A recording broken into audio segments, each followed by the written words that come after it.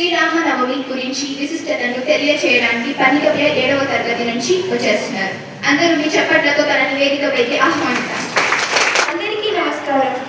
గౌరవనీయులైన ప్రధానోపాధ్యాయులు గారికి, ఉపాధ్యాయులకు మరియు నాతోటి విద్యార్థులకు ముందుగా శుభోదయం. నా పేరు పన్నిక ప్రియ. నేను 7వ తరగతి చదువుతున్నాను. ఈరోజు నేను శ్రీరామనవమి పండుగ విశిష్టత గురించి చెప్పబోతున్నాను. హిందూ సాంప్రదాయంలో అత్యంత పవిత్రమైన పండుగలలో శ్రీరామనవమి ఒకటి. త్రేతాయుగంలో శ్రీ మహావిష్ణువు 7వ అవతారంగా లోక కళ్యాణం కోసం శ్రీరాముడు జన్మించిన పర్వదినాన్ని మనం ఈ రోజుగా జరుపుకుంటాం. శ్రీరామనవమి విశిష్టతను తెలిపే ముఖ్యమైన అంశాల గురించి ఈరోజు చెప్పబోతున్నాను. 1వ అంశం శ్రీరామ జననం.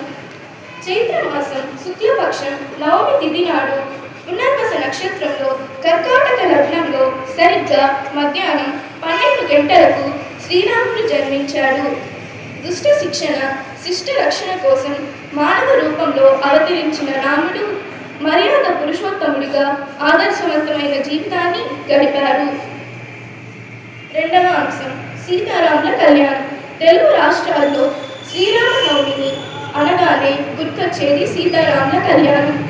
శ్రీరాముడు జన్మించిన రోజే ఆయన కళ్యాణం కూడా జరిగిందని భక్తుల నమ్మకం. భద్రాచలం వంటి పుణ్యక్షేత్రాల్లో ఈ రోజున అత్యంత వైభవంగా కళ్యాణోత్సవం నిర్వహిస్తారు. ఇది లోకశాంతిని, కుటుంబ వ్యవస్థల్లో పవిత్రతను సూచిస్తుంది. 3వ అంశం పట్టాభిషేకం.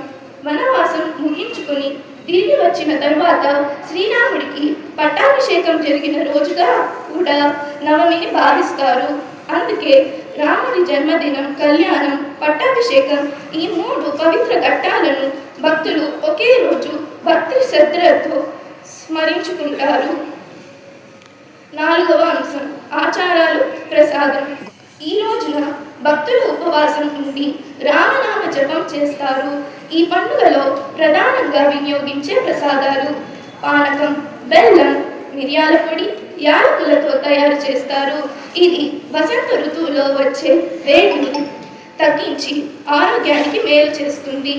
వడపప్పు నానబెట్టిన తరువాత పెసరపప్పుతో తయారు చేస్తారు. అందరికీ శ్రీరామనవమి పండుగ శుభాకాంక్షలు. ధన్యవాదాలు.